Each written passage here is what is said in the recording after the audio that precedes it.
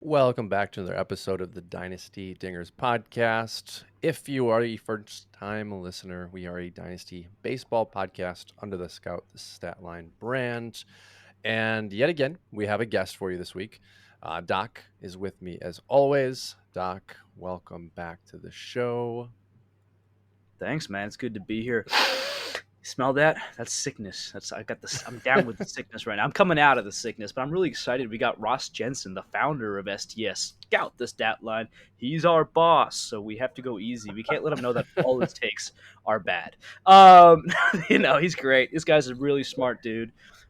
He actually, he introduced Matt and I on the Bats and Stats Scout the Statline podcast. That's on a bit of a hiatus right now.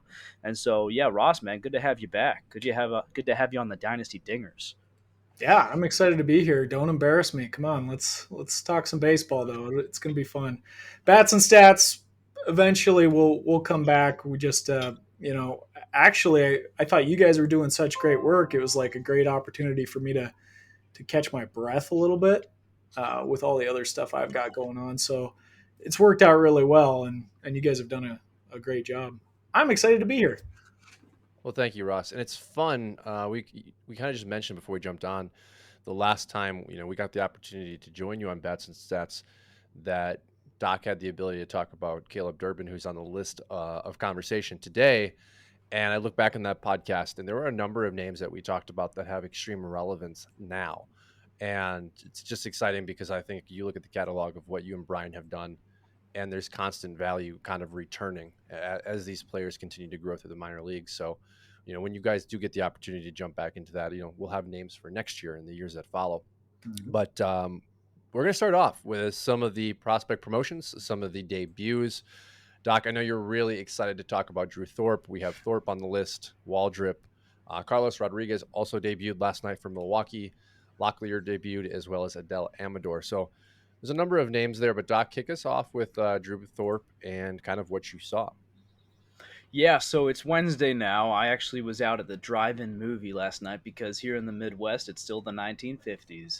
Take that for what it is. So I watched it, and I'm really, oh man, it was beautiful in interesting ways. So first of all, he pitches I hadn't really seen a bunch of him. I've seen him pitch a little bit in the minors, but to sit there and watch him against major leaguers, he pitched kind of exactly the way I'd want him to, especially starting out. He came painting the corners. He's not throwing 100 down the middle, right? He did get his fastball up to 93, which is cool, knowing he can get there.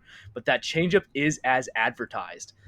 Comes in there between 82 and 85 even. Plays it at the bottom of the zone. Julio Rodriguez had no answer for Drew Thorpe. And here's the beautiful part. He was not on his game, I would say. His command and control were actually off a little bit. The reason that's beautiful to me is because, whoa, this guy let in one earned run in over 5 innings, got 4 strikeouts, which, that was kind of a concern too. What are the strikeouts here? I can live with, a notch under 9K9. You don't want the Cal Quantrill specialty of 2 strikeouts over, whatever it is. Anyway, I just saw a really calm, composed, all the things that Ross will ding me on, but I love the hulking. He's got this presence. He's got this scout talk. He's got this presence. He's got this demeanor. He's just a big shouldered dude. I've always liked that about him. He's got that alpha dog presence on the mound, and he didn't really seem too shaken up, even though the White Sox are so bad and cost him base runners with errors. He's an athlete too, but he's good. He was running. I think he knows they're bad. He was running around out there, throwing guys out off his back foot. It was pretty cool. So that was a great throw. That's the guy I'm going to talk about the most today, and it's been built up for a while here. Me and Matt have talked about Drew Thorpe for a while. So nice, especially with Waldrep maybe stumbling out of the gate a little bit. I was like, okay, I was almost happy.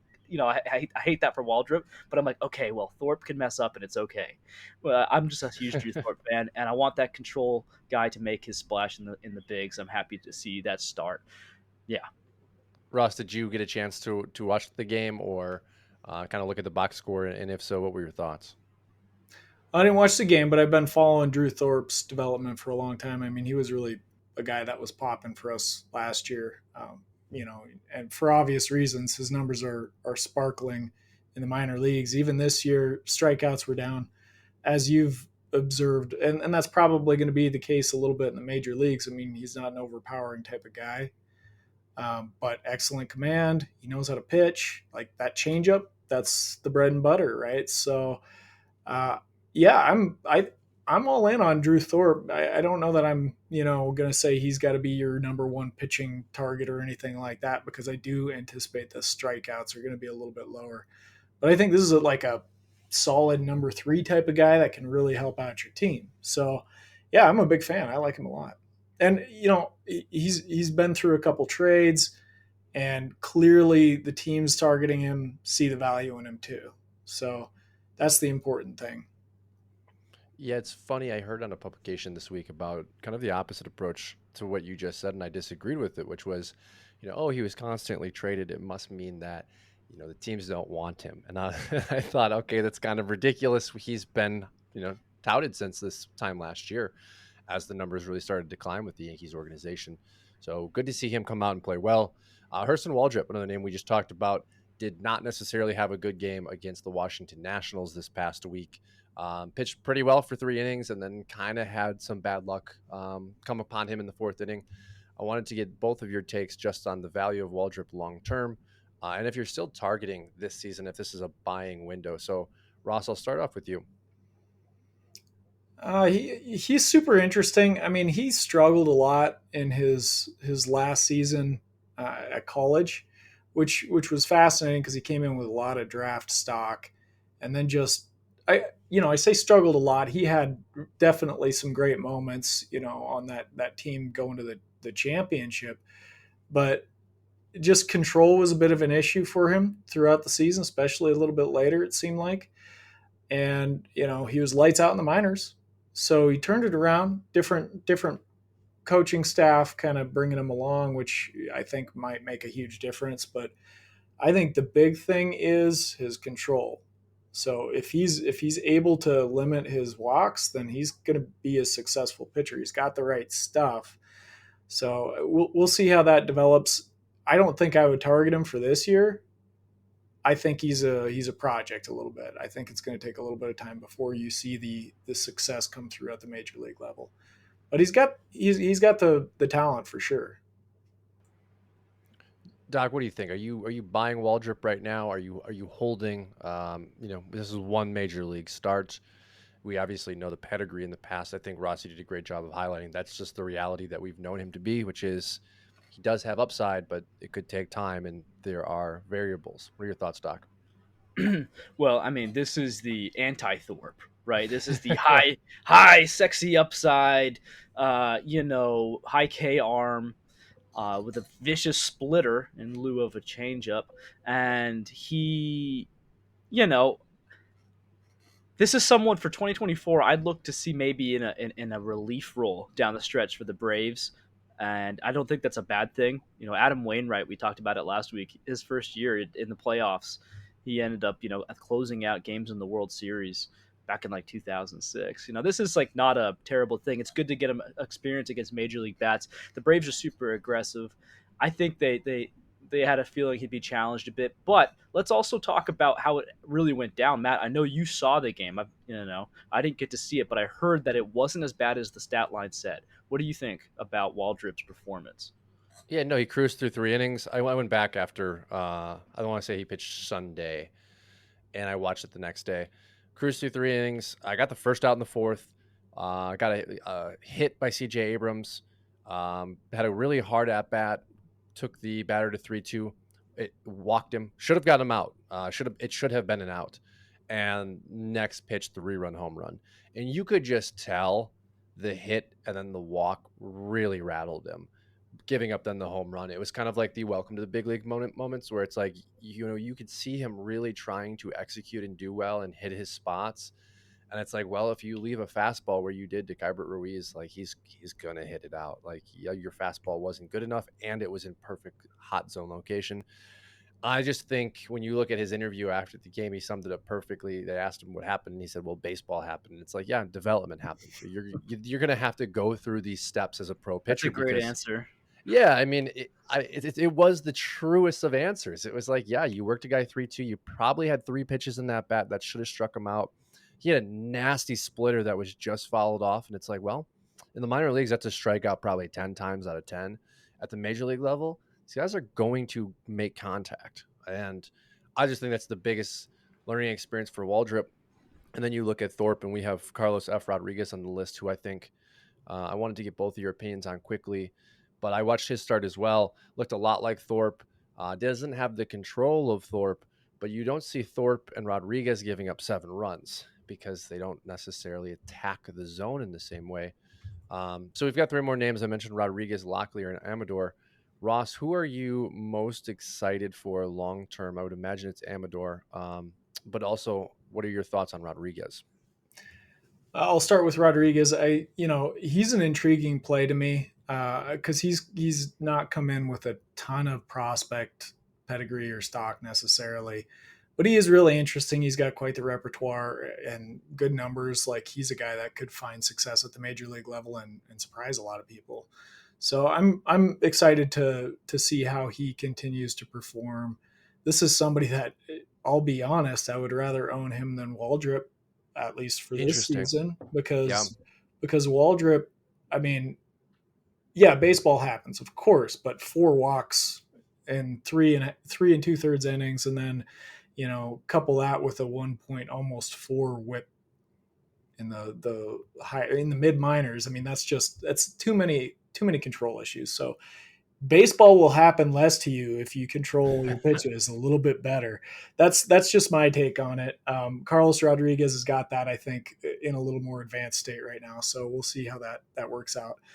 But as you observed, Amador would be the guy that I'm most excited for long term. I think he's got excellent plate discipline. I think he's got a great bat. He was given an 80 grade from Baseball America, and that's despite, I don't think, ever hitting 300 in the minors. So that's interesting to me. Scout the stat line is oddly enough a little low on him for projections because he just hasn't had like an astounding minor league season. Always had that excellent plate discipline. He still ranks, I think, in the mid 20s or so, or maybe even a little bit higher than that for the hitter ranks. So it's not like he's low, but his projections are a little underwhelming. I think he could exceed those. I think the big key for him is if we see more power growth. And right before he got the call up, he was on a little power binge. So I think the organization was watching for that as well. And in fact, that's probably why he had more early season struggles. I think he was probably trying to tap into more power, and it was affecting how he was hitting the ball. So the organization, maybe they were watching that too. Boom, it started clicking, fast track him to the major leagues. I think he's got the right stuff to be a successful pro. So I'm really, really looking forward to Amador. Am I going to buy him for this year? Probably not, though. Doc, both of these players obviously getting the call this week. I think Amador is the higher touted prospect, but are you looking at buying opportunities for either of these players, and which one are you more excited about long term? Well, you also mentioned Locklear, so I'll jump on that. That is your boy, briefly, but yes. That is. that's not That my is your. boy. That's yeah, it's not my boy, but I've always been kind of fond from afar, and so we'll. But I managed to get him. It's so fun to have these different kinds of leagues, right? So there's some leagues where Lockyer's promoted. He just nobody thought to stash him in this 120 prospect league. Hey, sometimes it happens, right? Some guys fall through the cracks. Free scoop up. Anyway, Rodriguez. Yeah, I didn't really know too much about Rodriguez until someone started asking. I love the followers on Twitter. They make me better because they're like, I'm like, dang, these guys are better than me. So they're like, how about Rodriguez? I'm like, oh gosh, man, I'm trying to do something. Anyway, he's got 6 pitch.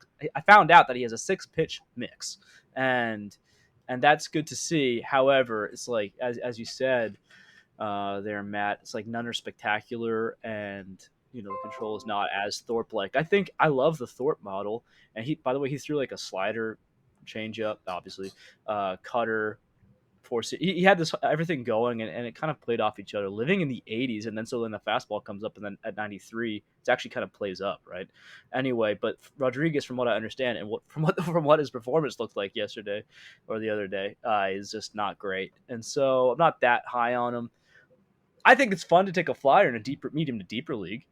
I do like pitchers who are pitchers, not throwers. I think it's more sustainable, and especially in a deeper league, a fourth or fifth starter in a rotation is actually worth something, right? In shallow to medium leagues, maybe you kind of forget about him. Amador, someone asked me a good question today. They said, "Hey, who's the last great player or like solid player that the Rockies developed?" And I'm like, "Gosh, man, it's tough." I started thinking about Story and Arenado. It's like that's kind of a while, right? I give Charlie them credit. Blackman. Yeah. I mean, I give them credit for Nolan Jones because he didn't really pop until, I'm not sure how much of that was them, but he didn't pop till he was with them. I'll give them a half credit at the very least. Anyway, it's tough, man, and he had a 196 or 94 at 190 something average over there in Double A. What about He was Tovar? He's looking pretty decent. Tobar's He's nice. looking decent. Yes, he's looking decent. We gotta see more. But the point is, it's like, yeah, I think that Amador probably needs more seasoning, kind of like Waldrep. I don't think either of them should really be in the bigs yet. Personally, I think that you were right with Waldrop's control. I forgot to give you credit on that. Now you got it. But Amador, I'm kind of out on him for right now, just because I'm seeing the offers pop up already. Obviously, an incredibly small sample size, but if you're struggling with Double A, we're seeing the issue with studs like Jackson Holiday going from AAA to the big. So if you're struggling at Double A, like come on, say you're giving them a crazy challenge. I like Tyler Locklear the best out of those names, out of the Amador, Rodriguez, and Locklear. He's not flashy. That's why people kind of forgot about him in this one medium-ish, shallowish kind of league. Because he doesn't jump off the page. He's not going to give you really any stolen bases, but he has a strong eye and strong approach coupled with solid power. I don't like that he's going to be playing Seattle's home park that a ton of the time. I'm not sure if he's going to stay up for good here, but I think he could. I don't think Ty France is like amazing, right? Maybe he could eat into it. I think he's underrated, and I play in OBP leagues. If this guy can give me 270, 340 or higher OBP with some pop, okay. Especially if, the first base ain't what it used to be. And some leagues he's qualifying as first base and third base, which is nice. So Locklear would be my guy. Yeah, and Are then you saying for long term, or are you saying just for this year? Because I mean, I'd agree probably Uh, for this year. yeah, for this year for sure. Him and Amador, I guess I would still say Locklear. Just it's not Amador's fault. I just don't trust the Rockies at all. interesting. You look at Amador's last few years, and Ross, you kind of brought this up. Had real struggles last year in Double A. 10 games, 35 total at bats, batted 143, 8 strikeouts to 4 walks. So it really wasn't a strikeout issue per se. At High A last year, 54 games, 222 at bats, 9 home runs, batted 302. Then I had 5 games at Complex, which looked like just kind of a knock the rust off. So really nice stat line at High A, but you look at the Double A promotion there at the end of the year, and you had extreme struggles. And then that moved into this year where, Doc, you were right, batting 194. Did have those 7 home runs. Those I want to say it was 6 in the final week. But then you really dig a little bit deeper, and this was a stat that I came across this week that was interesting. Kind of tapping into that pull side power, Amador was pulling the ball 54.5% of the time at Double A this year, which was quite a significant jump over the course of his career. Just last year alone, he was at 35.7 when you saw some of that success at High A. So my thought was, he's possibly tapping into the Torkelson approach where you pull, and you tap into some of that power, but you sacrifice the overall average. We obviously saw Torkelson back at AAA now. So Amador definitely going to have to keep an eye on if he stays or goes. But we are going to transition, gentlemen. We have a nice little segment of top 100 risers and fallers. Ross, your list had me Googling some names, going into MILB.com, and actually very surprised I should not be since it's your list. I'm going to kind of start with you, and Doc will roll into some of your guys. You and I have some similarities, but Ross, you have a number of names here. I'm going to list a few of them off and kind of let you talk about them first. Yermi Cabrera is the first name on your list. Talk a little bit about Cabrera and why he makes your top 100. Oh, this is why we have Scout the Statline peak projections, because he is blowing up on there right now. I think he entered into the 30s for hitters, which is really impressive, and it's been a really fast rise. And I mean, if you look back on his data from the last couple of years, it's pretty validated. Lots of power, pretty good speed. A strikeout rate that's a little bit higher than I like to see, but sometimes you get that with guys that are hitting with more power, especially. So to me, it's not concerning. It's not a concerning level of strikeouts, and the upside there is pretty huge. And he was putting up pretty close to the same numbers last year at the DSL too. So he's somebody that's really interesting. I don't know when this is going to come out, but I got to watch my words a little bit. But I've put in some claims for him, in some of my leagues. So I'm hoping I get him before this goes live. But when do these waiver wires officially go through? Well, the one I put in this morning, I think is daily, so I should be okay there. Okay. I got a lot of other leagues that it's every Sunday, which those are the ones that kill me because I gotta wait before I tweet. I saw your play tweet that gambit. Yeah, it was great. Play that gambit of do I tweet about him or do I hold off? It's always that interesting little game of like, do you want to be first on a guy sort of thing, or do you want to like get him in your league? So there's nothing better than someone in your league getting them and then being like, yeah, I don't know where I saw him this week. And you, in your head, you're like, yeah, you saw me tweet about him 3 days ago. That is the eternal battle. Sometimes you got to walk that line, right? Where does your integrity lie versus, well, my fantasy team really has a hole at second base right now. So. Exactly. Yeah, Yermi Cabrera looking really nice here on the season. 6 home runs, 309 batting average. And you kind of mentioned the strikeouts. You're right, Ross. I think what's encouraging is up until this year, he was still walking more than he struck out in 2023, 46 games, 170 total at-bats. He had 33 walks to 28 strikeouts. So a little bit higher strikeout number, but at least he's still walking. This year he's at 18. Excuse me, it is from last year. This year he is at 20 strikeouts to 13 walks. So at complex, I mean, still holding his own. I mean, he's still trying to really keep that in check, but 6 home runs is nice power. Next one on your list is Starlin Caba. Tell us a little bit about Caba and why he makes the list. So this is one of the guys that I highlighted last week on the RotoWire podcast with James Anderson. And I just really love his plate approach. Like, he's a guy that as soon as I started really digging in and seeing some of his numbers from this year in particular, I started getting really, really high on. Everybody is watching the power, right? Like, if the power comes around, like, this is a guy that could threaten for top sort of prospect status. If it doesn't, he's already a top 100 guy by Baseball America, which is a huge publication, as you know. So he's already got some prospect stock, which makes him harder to obtain, but also like just a little bit more power, and this guy's rising to the top. So I'm watching it really closely. I'm trying to obtain him where I can.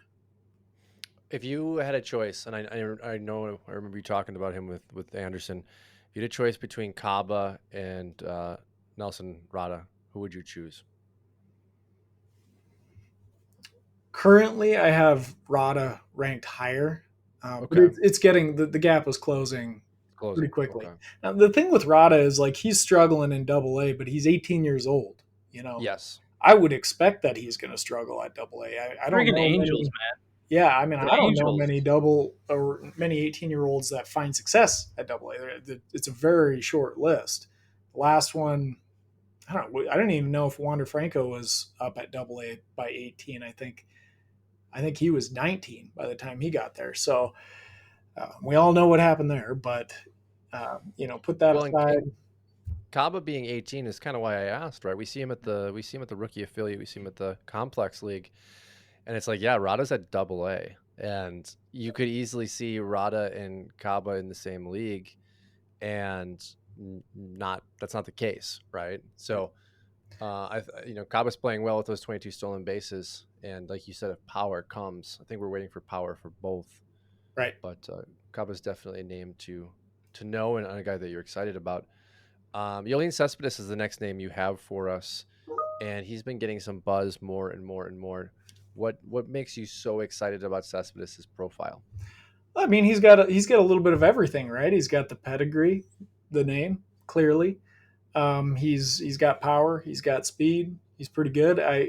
Doc picked him up in our league, and I was kind of like, there's probably other guys that I'd want. And I regret even saying that because I should have looked into it a little deeper before I did. But I think it was a great pickup, and I think he's somebody that you definitely want. He's already rostered in a lot of leagues, though. I mean, the people know who he is, right? For the obvious reasons. Yeah, so just to clarify, Ross and I do co-manage this one league on CBS. It's, respect to Scott White and all the guys over there have been nice to me and kind to me, and the platform needs a little work, I think, especially just I'll leave it at that. But we are in a nice industry league there. It's very competitive. You got to be first, and so we got Uilin Cespedes. I'm trying my best here, folks, and I think that Cespedes is kind of like Smith because there's so many, and for some reason they all named their kids a first name that starts with Y because he's actually not related to Yenis. Yenis only has one, the famous guy, remember him? And then he was on a horse and fell off the horse or something like that, and then I don't know, it was weird. Anyway, he had a brother, Yolkis. He's still in the White Sox organization. Ain't going so good. This guy's not related, but yeah, he's only 5'8" as his listed height, but he's exhibiting some power right now. Who knows? Maybe he's got that Altuve touch or the Jose Ramirez, and also maybe he's not being measured properly because half these guys, when they're measured, it's like when they're 16 years old and it doesn't get updated till they're 25. So, yeah, it's worth a flyer on Yolene, I think.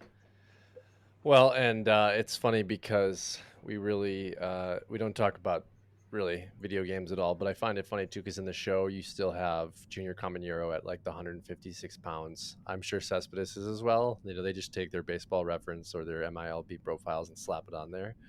And these players, they grow, right? They come into the league at 15, 16, 17 years old sometimes, like a number of the guys that we're talking about right now, and they obviously develop. Ross, next one on the list is another very famous last name. This one I'm pretty sure is related, though. Pablo Guerrero. Is this one of the sons of Vladimir?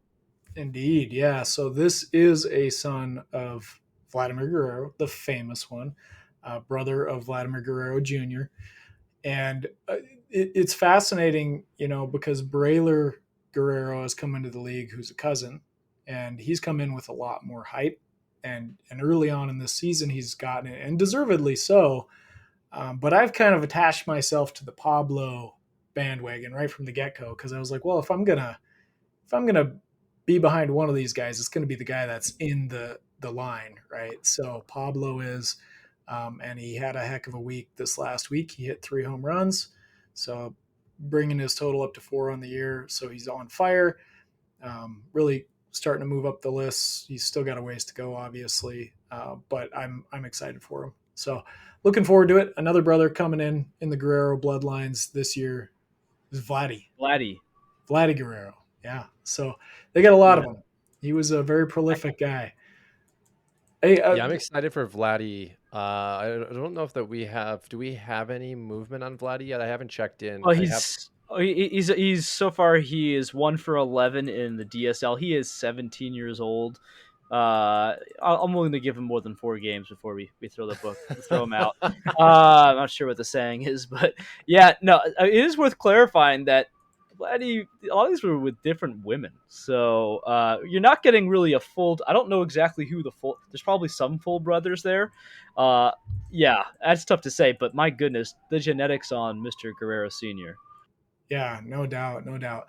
I wanted to say with Yoailin, since we're all kind of not exactly sure how to say that, but with him, I was thinking of a totally inappropriate MLB comp to make might be like a Miguel Tejada. I like that a lot, actually. So he's an MVP candidate.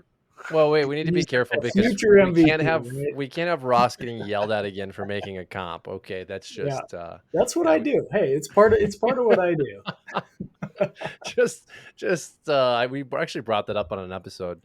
I still haven't. Very. I need Ross to link me to that. I missed the drama somehow. I'm just Oh, like, I'm in my own bubble over here. I heard something of it, but yeah, I don't know what's going it made on. my skin crawl just reading it because it was very aggressive, not from you, Ross, towards you. But it's funny that you bring up Tejada because Tejada was an incredible player. For those that don't remember Miguel Tejada, there may have been some reasons for that incredible play.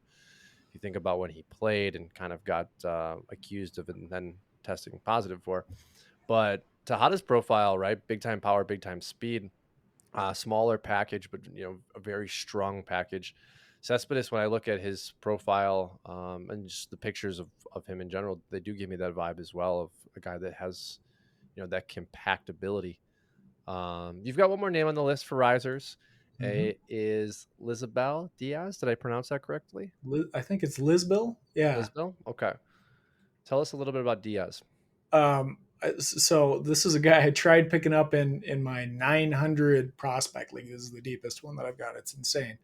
And at first I was like, well, like this is just too much, But as I've dug into it more, I just love it. It's just so much fun. And drafting in that league was so hard. But I tried adding him last week, and somebody else must be a member of Scout the Statline. They saw him rising as well, and they nabbed him ahead of me. Bid $1. They bid $1. Is this our league? Bid Is this zero. is this the School of Hard Knocks? It's the School of Hard Knocks. Yeah, you know who added him? I got Vladdy Guerrero in that league. I think I bid $1. I did. No, it was $40. Yeah. Yeah. So, and I was watching. I was really excited. I was trying not to tweet about him because I wanted to add him first. But I think I just got to let it fly with the tweets. Just let it go. Send it out there. But lots of power from Lisbel. I'm that's the primary thing that I'm seeing from him right now, and just a good overall hitting package. It's very early, but if you want to be first on these guys in a 900 prospect league, you got to dig deep. So, yeah, he's 18 right now. Doc listed at 6'2", 201. Well, who knows? That could be right or could be wrong. Will turn 19 in July. 4 home runs, batting .426. I mean, yeah. 6'2", 201 at 18. It doesn't matter if that's a little low. My goodness, that's fine. That's a big boy. That's huge. That's great. And I mean, this is absolutely a go-get prospect. I remember last year, and I don't mean to temper expectations with bringing up this name because it's not been a good season for John Cruz, but what Cruz did last year in the DSL was so exciting, and then coming over to Complex. Diaz has the size that I remember getting so excited about with Cruz, and is doing pretty good with the strikeouts to walks too. I mean, in Complex, 8 strikeouts to 6 walks, like that's impressive. This is 100% a player that I think is validated for making your list. Well, and that's the thing that's so intriguing about him is he's hitting with pretty good power while not striking out a lot. So. Yeah. And to me, that's notable. I mean, it's not like massive. It's not like this is insane or anything like that. But it's something I definitely watch for is, are they limiting the strikeouts while they're hitting for decent power? Joe Simon Rasmussen, one of our STS contributors, is the one who outbid you by $1, good sir. Oh. So something tells me he's plugged in to the STS rankings. Yeah. But he's cracked the top 100 for hitters there. Small samples we're dealing with, but his projections are looking pretty good. Pretty good. So is it fair to say, out of the names that you just talked about today, Ross, that Kaba is your number one out of all of these guys? Kaba's the guy I would have ranked the highest. Okay. Yeah, for sure right now. These other guys, I've got them probably as I'm keeping an eye on them, not top 100 guys yet. Okay. But Kaba I have in my top 100. You do have in your top 100. Okay. Yep. Got it. Doc, we're going to move on to you, good sir. And you've got one very surprising here at 6. He's actually moved into my top 100 as well. Why don't you go ahead and I'm going to let you take it over. Talk about some of your risers and why you're excited about these guys. So these are non-debuted prospects, which is just so much easier for me. It gets so distorted. The prospect shine removal, if Jackson Holiday never got promoted, we'd still be freaking out. Are you kidding me, Orioles? What are you doing? You don't know anything.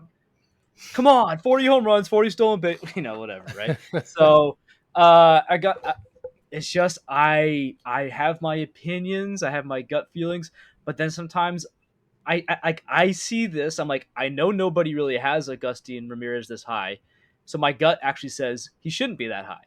There's no way. Well, because the herd is telling me otherwise. But I'm looking at the numbers. I'm looking at his physicality. I'm looking at what the organization is saying. Everyone's going nuts over this one guy in the Yankees org saying he's generational, right? Generational talent, whatever. That's not why he's that high. But all these things coming together, I actually had him. I was like, I think he's going to end up being top 10 for me, which is nuts. And then he hits a 3 home run game. I'm like, okay, well, Undecided. well, nobody's pushed back now, so I'm riding that wave apparently. Yeah, I just see a guy with massive power. I don't know what's up with these steals. I don't know if that's for real. I don't even care if he's a catcher. That doesn't matter to me. It's like Basayo.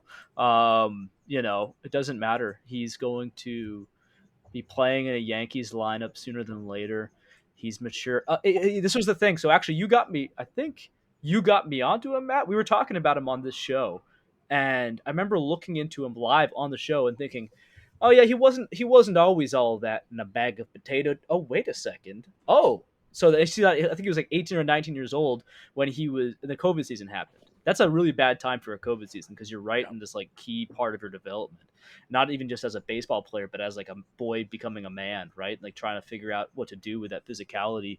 And so, and everything was messed up that year. So he kind of stumbled coming back from that a little bit, but ever since then, he's kind of been consistently moving up. He had a little, and I love it actually when a player experiences a little bit of struggles at a level and then you see him overcome that so he got brought up to double A, had some struggles after crushing high A, and then this year he's just massacring double A. Well, what that shows is something that's going to happen in the major leagues. You're going to find out there's adversity, find out what major leaguers are pitching like, right? And you're going to have to figure out a way to overcome that. And that's probably what Jackson Holiday is dealing with, is going to have to deal with next time he comes up. He's still not in the clear because it's just such a different level. So I love to see the resilience of character from Agustin Ramirez.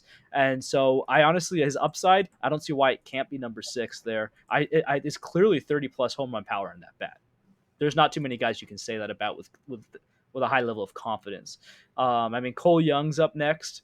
He's another guy who, let's bring it in, baby. Let's bring in Scout the Stat Line, the guys who, made this all possible. Cole Young, I actually, as we were having this conversation, I looked it up. I didn't realize how high he was on STS. He's number 10th overall prospect, which is crazy. So I feel like Cole Young is the weirdest guy because everyone seems to agree he's a top 50 prospect, but you don't see him this high. You don't see him in a top 10. I might be am I the high guy now? I'm not trying to be, but apparently it's like me and STS, the robots and me, because I just realized like I wanted to put Colt Emerson higher. It's exciting, right? He's this new young guy, limitless potential, but it's like, whoa. Cole Young's actually getting better. If you look in this last month, he's actually heating up even better, even more. He's giving you almost a 300, 400 kind of BA OBP line, and the power slowly increasing. The speed's already there.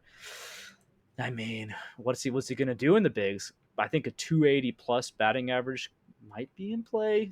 In terms of, okay, let's just say his peak could be 280, 350. This is peak 280, 350. 30 plus stolen bases. The X factor is the power. I think we could maybe all agree with that. How far is that power going to take him? Because if it's 15, that's cool, but if it's 25, that's really cool. 11 on the year. I mean, that's pretty good. Oh wait, well, that was last season. Okay, I've got last season up here. I think he's got 6 or 7. Yeah, 7 is 7 for some reason rings a bell as I'm pulling him up. 6 and 204. Yeah, okay. And how many games?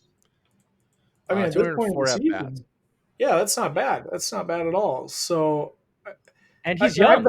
I've been singing his praises since early last season. He was a big time target of mine, even at the very beginning of last year, going into the off season. And in fact, he made my list last year for the core 4 guys that I was trying to get everywhere. So I'm a huge fan of him. You're crazy to have him above Colt Emerson. Look at his last 28 days. 363, batting average, 454 OBP, 5 home runs. So all 5 of those home runs have come in the last 28 days. As a 20-year-old in Double A, we are not freaking out enough about Cole Young. I'm a huge fan. Yeah, I mean, I'm not going to disagree there. I will disagree with the Colt Emerson thing though. He's going to be the number one He's prospect. right behind him. I got him. I think at 11th, right behind Walker Jenkins. Yeah, all right. I'm okay Russ, with it. why are you so excited about Emerson? I'm excited as well. But you had just said he, could very well be the number one prospect. What stands out in Emerson's profile to you that gives you confidence in what you're seeing? So I sent out this tweet earlier in the year, and he's on the injured reserve list right now, so he's out. But he just is somebody that really surprised last year when he made his debut, hitting for specifically a lot more power than was expected. And this year, the power wasn't quite, it didn't show up as strongly as it did last year, at least in his first, handful of games. So there's that. But he was walking more than he struck out. Like the overall profile there is extremely strong, very strong natural bat, plus a really great eye. He demonstrated that this year as he was moving up. And he's got a lot more pop than people expect. So the data to me is very suggestive, very much like a Corbin Carroll sort of rise. That's what I'm seeing. And early on, after Corbin Carroll was down with injury, he only had a couple hundred plate appearances to his name. I was seeing the same kind of things that I'm seeing with Colt Emerson, and I was starting to move him up super aggressively. And I'm just seeing the same thing here. So Okay. We're seeing it in a bigger body. yeah, So and I don't think I don't think he's gonna have the wheels of Corbin Carroll or anything like that, but power potential is maybe even higher. So Yeah. yeah, and granted, Corbin Carroll's struggling this year, and we've had discussions about that, Doc, and to me, like that, he just screams buy low, buy. yeah, yeah. But Colt Emerson, I think, could have a similar sort of trajectory as far as his rises through the minor leagues. And so I guess to jump off that, so one thing on the one side, one thing on the other side. The one thing is Colt Emerson's like we're basically anticipating this huge jump. I'm anticipating it as well. But then I had him ranked ahead, and I'm like, Cole Young's literally doing it at Double A right now, only 2 years older. Let's go with that. But let's go on the other side of it and say let's announce Colt Emerson's lovely player comp on STS. That's amazing. I don't use the word lovely very often. I try to be toxically masculine and like John Wayne movies and stuff, Yeah, but I will say lovely because it's Mickey Mantle. And that's such a lovely comparison. Gosh, that's such a cool thing. I love.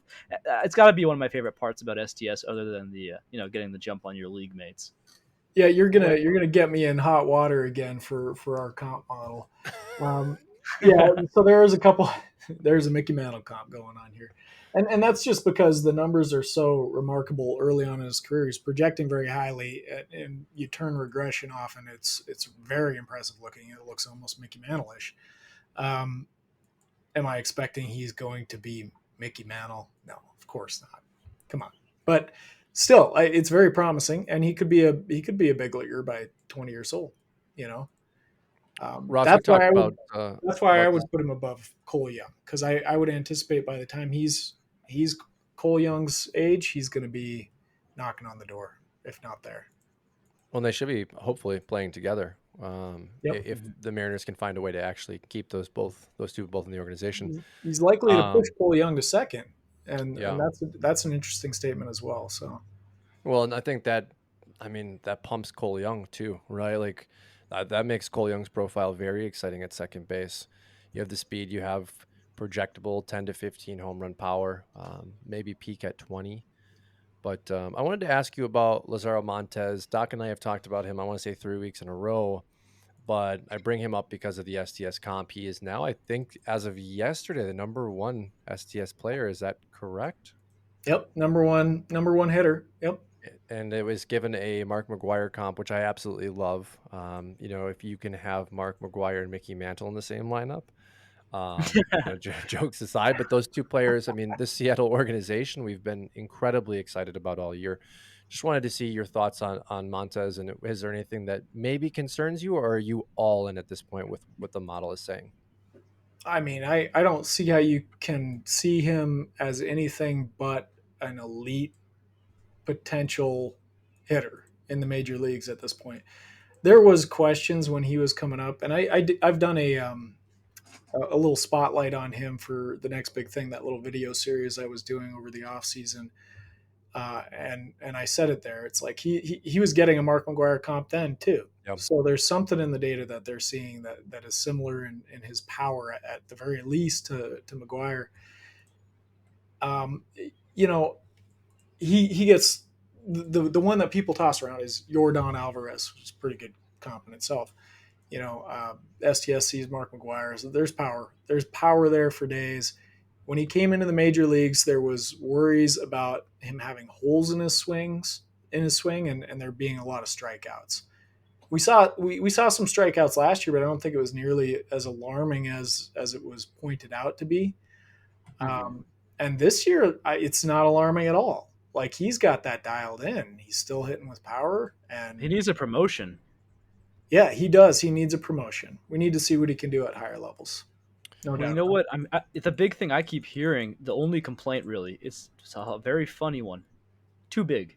It's like apparently he is too big, or he just might. That's the concern. Is like they're not sure how a player is going to exist. Apparently he's listed at 6'3", 210. But the scouts, I've heard it repeatedly that he's at least 6'5", like 230 plus, which is just like I've seen pictures of him, like, standing next to his teammates. It looks kind of silly. So, which is funny. I wonder if like his stock going to go up when we find out? Oh, he's actually a behemoth. Is he Frank Thomas?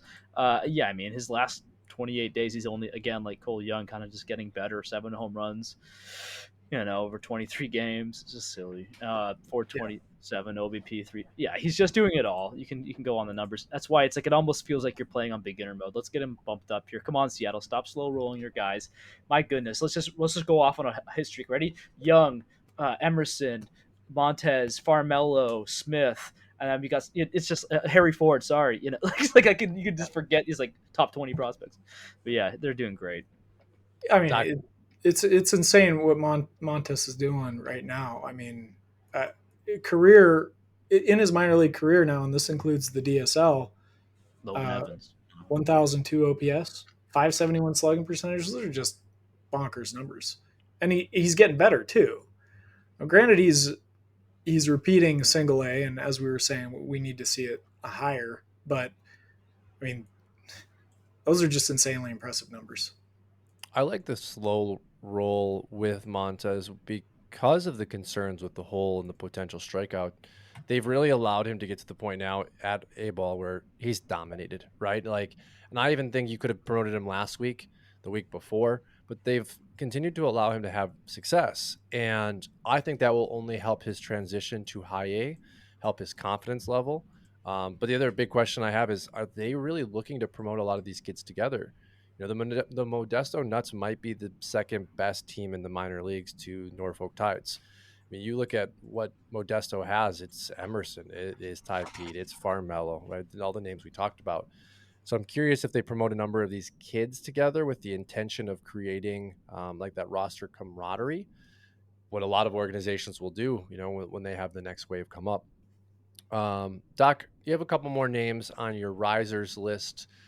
I wanted to kind of pass it back to you and let you just talk on a couple more of your highlighted players. I guess I'll try to do some quick fires, some shotgun blasts. I haven't done that one in a while. Let's go with Aiden Miller. I had him. I kind of just went off the scouts with my off season ranks because we didn't have the data. He had a messed up wrist or hand, something that saps power, and so that was something I was taking. I went off a lot of what they were saying. I saw MLB.com had him pretty high. I looked into him and what people were saying about him. It's tough with the high school guys. You don't have any college data to go off of, right? And so I kind of just ranked him. I think it was like 70 something or 60. I don't think it was 60 something. Anyway, he's all the way up to 19th non-debut prospect for me, just because I saw what he was doing, and I'm like, if I'm gonna rank Max Clark this high, you know, I don't think Miller is the same kind of player, but similar enough. In fact, he's showing a little bit more power than Clark, if even he's got less speed. His last month has been a little bit of a wake up call. He's getting promoted to high A two, which is will be interesting. But his last month, he's only got a 179 batting average. But it's one of those weird things with the lower minors where he's got a 361 OBP, which sometimes means they're just dealing with pitchers who can't find the zone, or just they're just sitting there, and it's not. It's just not ideal. You saw that with Roman Anthony. He had a really low batting average, a high OBP. He basically just needed to see better pitches to bring out his aggression, more or less, and get that bat swinging. I think Aiden Miller, from what I understand, actually has really solid power, and clearly the speed is playing there. If he sticks at shortstop, that's really nice. The Phillies don't have a deep organization, so I think it's not too tricky for him to make a pretty solid ascent here, which is likely why they're giving him a promotion. He's a weird guy in that he's a high school bat. He's drafted last year out of high school, but he's already 20. So I it's was gonna say weird. Lazaro is actually younger than him, which is kind of crazy. It's a weird sport, and so, but I view it as still like you come out of high school, man. High school to the pros, it's still a leap. I don't care if you're 20. So I actually give him some grace as opposed to some guy who's been in the professional system since 17 or 18 years old, right? Yeah, I think that the ceiling is like, I mean, it seems like he has a 25 home run peak at a minimum, and if he can get over 20 stolen bases and keep this hit tool and approach up, I don't exactly know what to make of him, but he made it into my top 20. I just couldn't deny him. There's too much upside. And so, yeah, moving just quickly along to the next two. I know Ross will love one of these guys. So one of these guys is starting to finally get some recognition is Dylan Beavers at 24. He's just one of these guys where he's another Oriole. He's another Oriole, and if he was on any other organization, maybe he's like this elite, everyone's talking about on prospect. But we're seeing, Heston Kierstad become a 26-year-old just about, and what's going to happen, right? Can he get traded, please? Like, can you do something here? And Beavers is another outfielder. He does play center. He's had a nice approach for a while, with power being a question mark. That said, he did hit, in college he was hitting 18 home runs, 17 home runs, and 50 or so games. It's pretty nice even with a metal bat. You're finally seeing though, in his minor league career, you're seeing some power start to show up this year with 11 home runs. Sorry, that was last year. This is 8 home runs over 49 games, which is great because last year it was 11 home runs over 119 games. So the power at 22 years old, he's finally starting to show it. He's kind of an older 22, but man, this guy does it all. He's got 10 stolen bases so far, 8 home runs, 371 OBP. The average is kind of, it's whatever. A batting average, I think it does matter because it can be an indication if it's too low. If you are like, that's my thing with Harry Ford and even Emmanuel Rodriguez before this year, because he's finally doing it. When your batting average is like 200 or something like that, and you have a 400 OBP, I think you're being too patient. You have to ramp up your aggression a little bit. Beavers seems to be in a fine spot. I think he could be an interesting 2020 candidate in the bigs. So that's why he's my number 24 prospect. And then I'll stop this crazy doc rant with Kevin McGonigal as my 25th guy, which is pretty zany because he was like a sneaky first. I have him pulled up here. He's that 37th pick, so he's technically a first rounder, but he's one of those additional picks in the first round. I liked that. I think he was paid over slot. I always, folks, look to the slot bonuses. Look at the signing bonus relative to slot. That's how you'll find out what a team really thinks of a player, where they put their money. And McGonigal coming out, I know they were talking about how great of a hit tool he has. Man, he's looking like he and Max Clark, shortstop and center field, could be a really dynamic pairing. He kind of looks like a junior Clark right now. In fact, his approach is playing better in the small sample size so far. He's got 21 walks to 17 strikeouts. That's a 341 batting average, 422 OBP. The power's not quite there yet. The scouts are saying it's sneaky though. From a 5'10" frame, you can there's two home runs so far, which is okay. Matt Clark has 3. We'll see what happens with both of them. But 10 stolen bases through 34 games. Man, these are a couple of fun. The Tigers, they're still kind of struggling. They're not quite getting out. Kerry Carpenter broke his back. Torkelson forgot how to play baseball. But I think the future is bright there. And man, we got McGonigal in our CBS league there. I got him pretty much everywhere. I think he's still not being fully recognized for how good he could be. We could be looking at really like a special bat. And so that's a lot of thoughts from Doc, folks. What do y'all think? I mean, Yeah, Ross, you're huge I'll into McGonagall, right? yeah, he's my most owned prospect across all my leagues. So, and that was kind of a surprise. It's like a combination of me being interested in him. That I mean, the hit tool is remarkable, and you could see that even last year, and it's just looking even better this year. You combine that with he doesn't seem to have a lot of people that are putting an extreme price tag on him. He's a little more obtainable. I mean, I've just been collecting him everywhere, and he's really blowing up in the STS hitting ranks. He did move into the top 10 briefly. He's down a little bit now, but that catches my eye. So I've been loading up on McGonagall everywhere. Big fan of him. It's interesting when you look at the pairing of McGonagall and Job, whereas it could have been, if you remember back to the draft that Job was taken third overall, Lawler and Meyer were also in the draft. And the big takeaway was they should have taken a shortstop. Well, they got their shortstop, presumably, right? It's early and McGonagall's young, but he's flashing everything that you just said. He's flashing the profile to be an above average shortstop at the major league level, as opposed to Meyer and Lawler having their struggles, right? Lawler just coming back from the wrist injury. Doc, you have two pitchers that I want you to quickly talk about: Zebby at 30 and Birdsong at 31. Both pitching very well this year.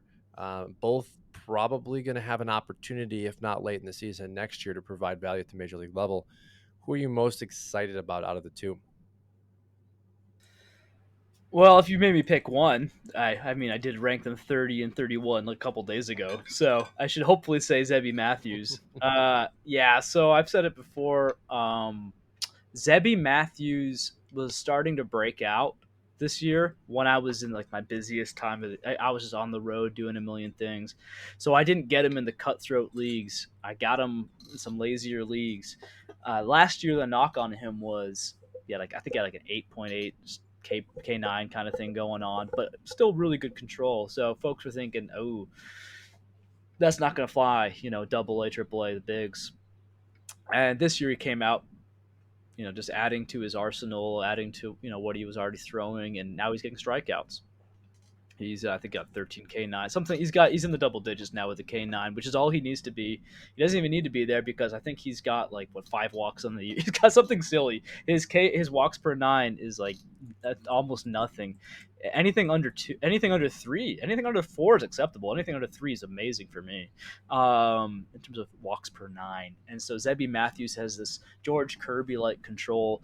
When you can have that kind of control and the K upside, it's very nice. He's 6'5", and the Minnesota Twins just can't seem to miss with their pitching development these days. I'm really, really thinking he's good. I wish I had him in more leagues. I really do. And Hayden Birdsong, though, I think I got to be the high guy on him now. But it was another thing, kind of like Augustin Ramirez, where I'm like, why? Where should he be? Why should he be lower than this?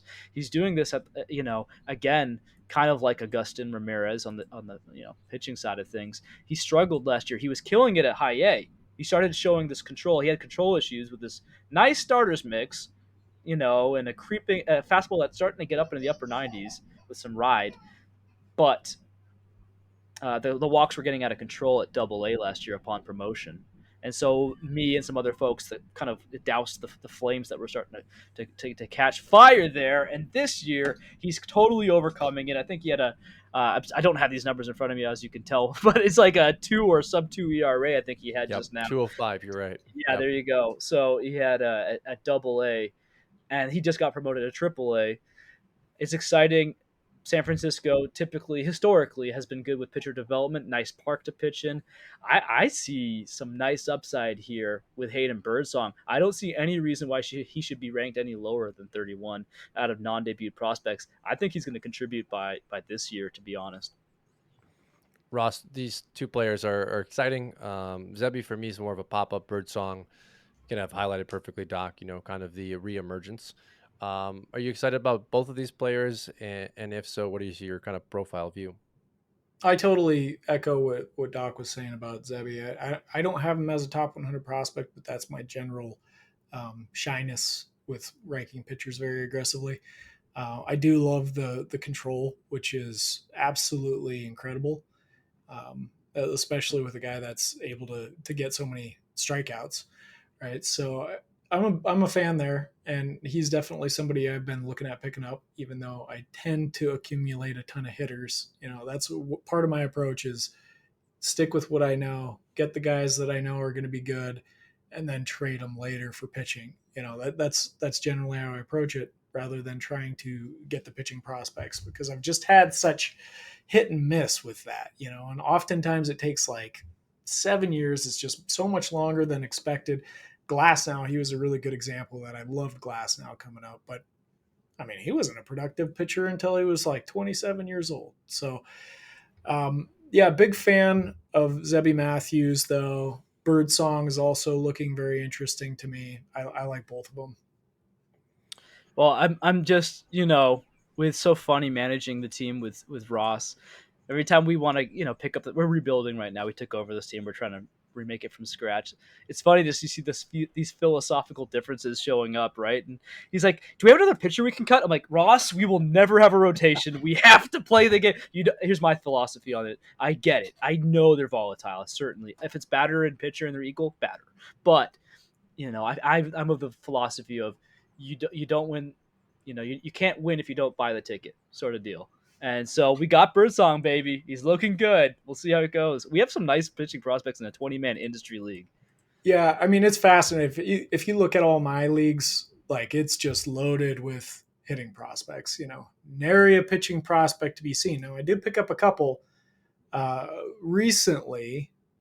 I picked up Quinn Matthews and I picked up Matt Wilkinson. So in a few leagues, so I'm branching out, but rarely do I go there unless I'm real confident in what I'm getting. And I tweeted this at the beginning of the year, but my hometown league owns a record, and this is fascinating because because of my focus on hitting prospects, right? And the record is lowest ERA, most strikeouts, lowest WHIP.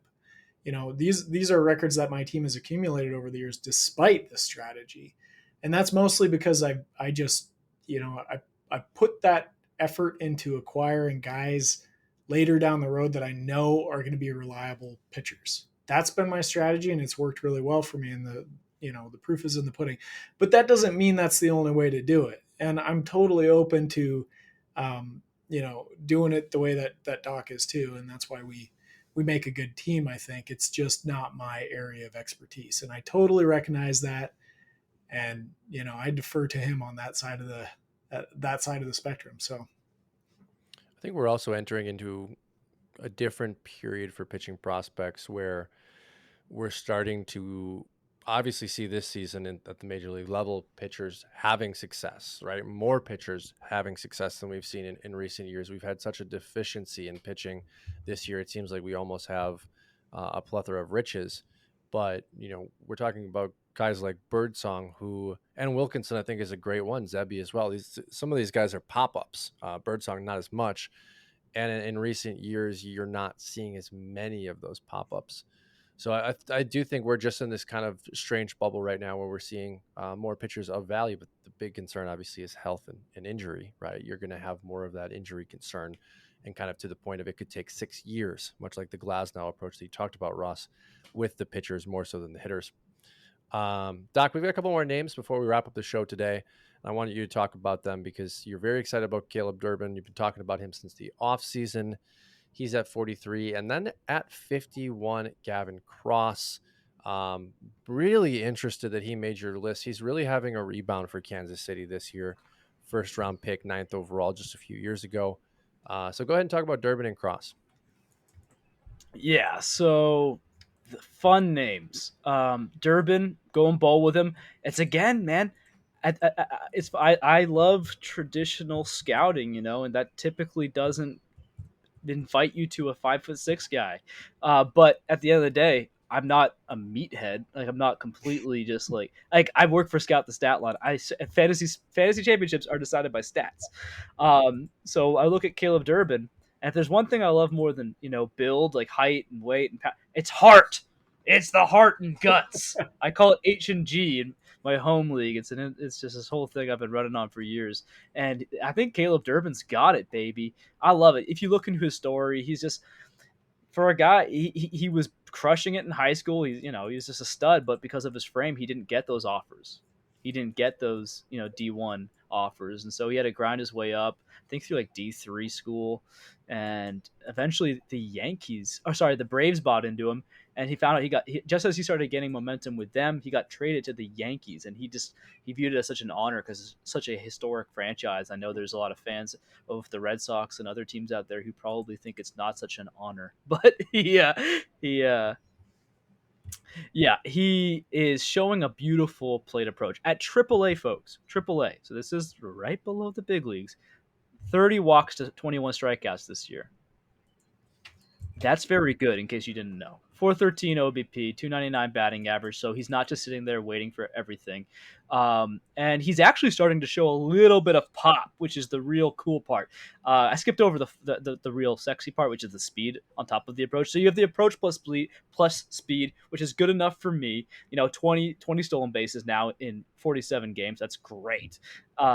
And then, in the Arizona Fall League last year, which is another great place to check out talent, he had 21 stolen bases in 23 games. That's almost a steal a game. And he had unbelievable ratios. But both leagues, Fall League and AAA, 3 home runs over 23 games, 3 home runs over 47 games.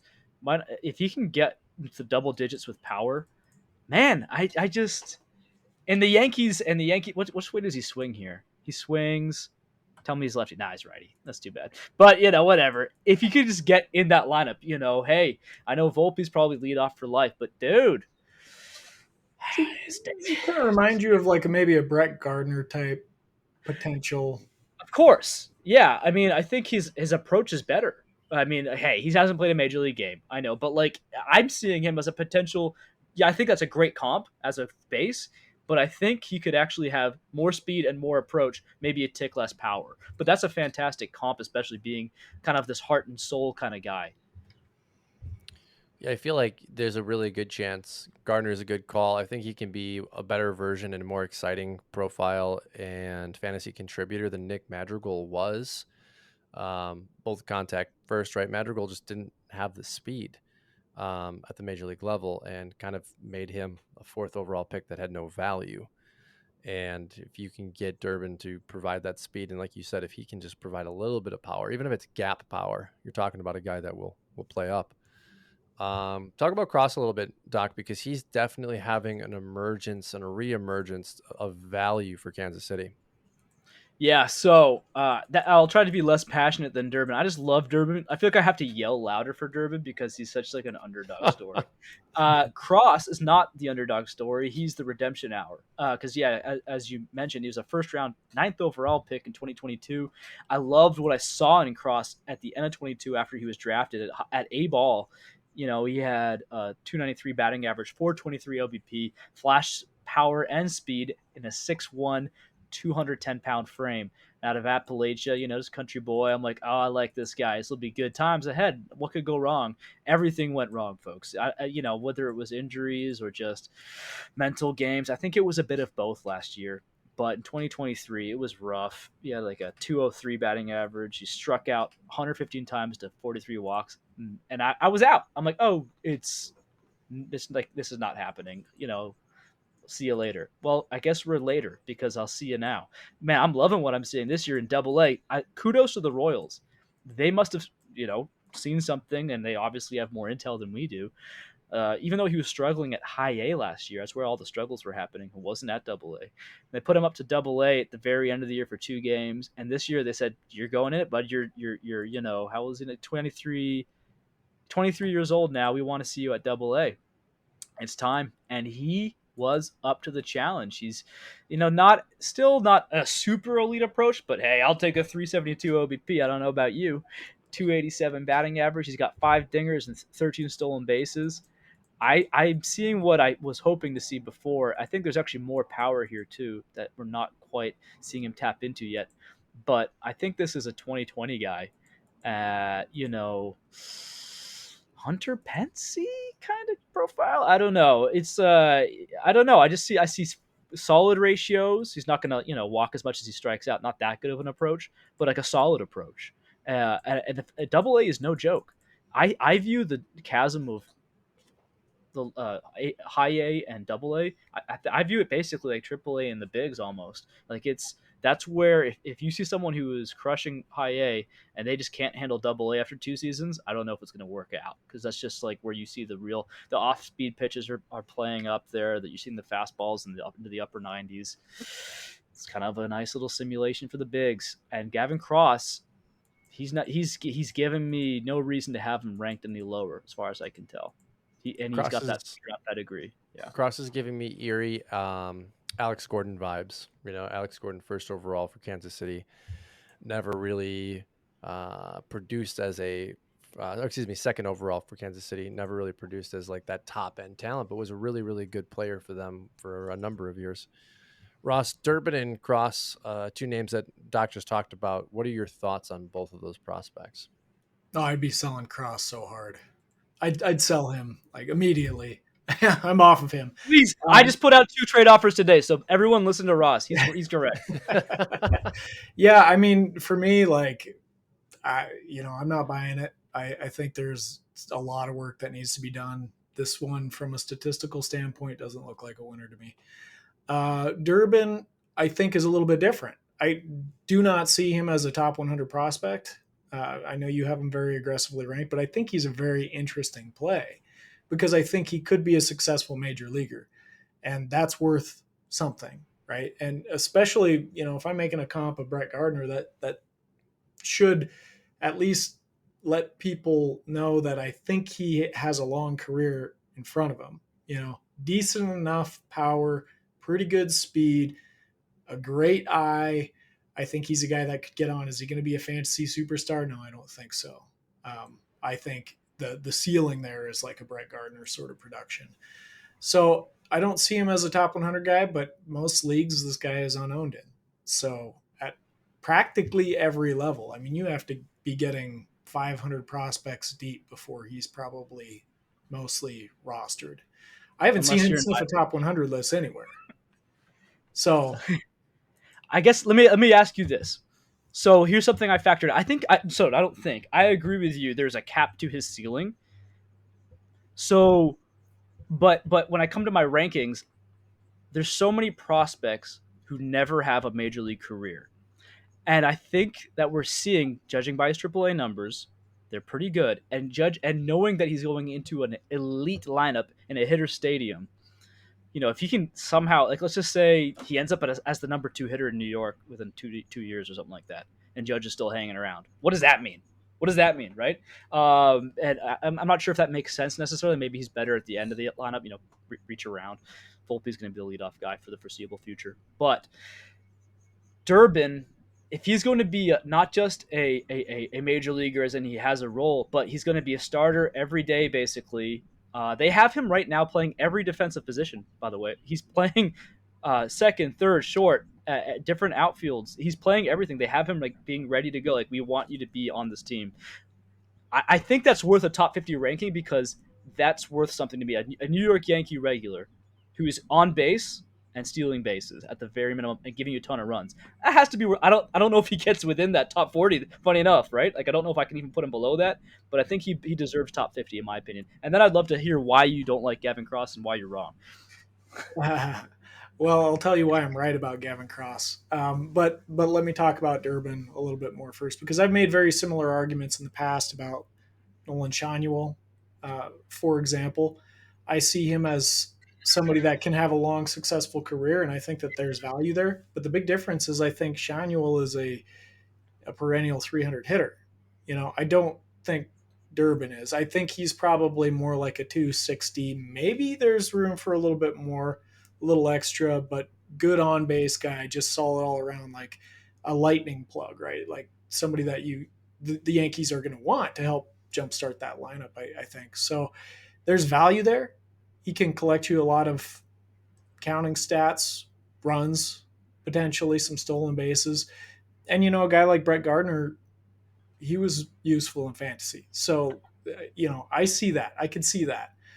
Cross, 23 in double A numbers are okay, but they're not great. And this is coming after a year where he was a Mendoza line hitter. I just like I'm not buying it. I'm not buying 290, it. Too many 370. strikeouts, not enough walks. Like there's just not much But appealing. 290, 370 is not okay. That's better than okay, though. You know that, right? What He's 290? got, What? he got 287, Yeah, 371. that's It's not. no, it's not okay. Not for a 23-year-old in Double A, man. He's got to be doing better than that. I I'm not feel like buying. I'm I saying get this is a small sample. He's performing above his actual level, even right now. I'm not buying it. Okay, I think this is just more in line with how he performed in college and in his first year. I love this dude. I wish we did this earlier because we have so many listeners who like have to go do stuff. Now they're not paying attention. This is gold. We got to have. I love these disagreements. It's Well, fantastic. I mean, let me put this out there, and because I've been reflecting on this again, this isn't the first time this comes across my plate. But how many successful college bats do we actually ever get that go into the pros? Doesn't seem like there's a ton, and I'm just throwing that out there. We talked Even about that even the last premier week. guys like Torkelson, I still believe in that long term, but he was like an insane level talent. Now you got Dylan Cruz. Dylan Cruz is outperforming your guy here, Gavin Cross, and he's younger. And I'm off of him. I'm moving him. You probably have Cross higher ranked than I have. Well, maybe not quite, but you have him close to the same range where I've got Cruz. I'm moving away from that. I'm just not seeing the sparkling numbers. We got better guys to speculate on. So that's just that's where I'm coming from on it. I'm looking for elite talents. I'm looking for elite production. Anything that opens up a possibility that it's not going to work out, why waste my time? And I feel like that's the case with Cross. But I wish him Did all the best. At the end of the day, I want all these guys to be successful. So Ross, I can think of another reason that you might not like a prospect oh, named Cross. I don't did you know, oh, guys man. happen to see the Love Charlie you, Condon Eric. home run over the weekend? Talk as you're throwing shots.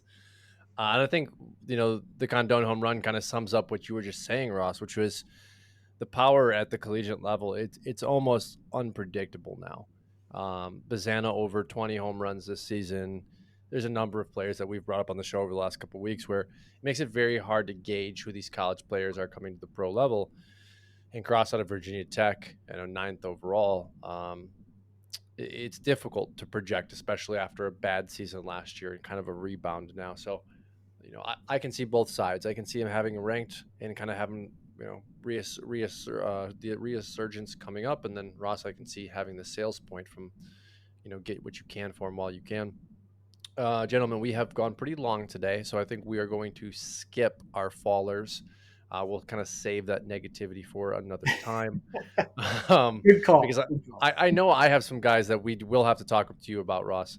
And we've got a couple other guys that we are excited about, but we'll have more time throughout the minor leagues. So, guys, is there anything else before we say goodbye? Hey, super appreciate you guys, both of you. You're doing amazing work, and I just want to say thanks for having me. You know, Fantasy baseball is all about discussion, right? Like, so even the disagreements, I'm totally, in favor of. And Doc, I love your rankings. They're so much different than mine, and I think we both operate similarly, as in we do them in a vacuum. I'm not looking at MLB Pipeline or Baseball America or other fantasy analysts' rankings before I'm putting mine together. And I think the rankings reflect that. And I think yours do too. It's just different approaches. More information is good as long as it's well aggregated and understood. So appreciate you guys. Thanks a lot. Yeah, for everyone, we will see you next week.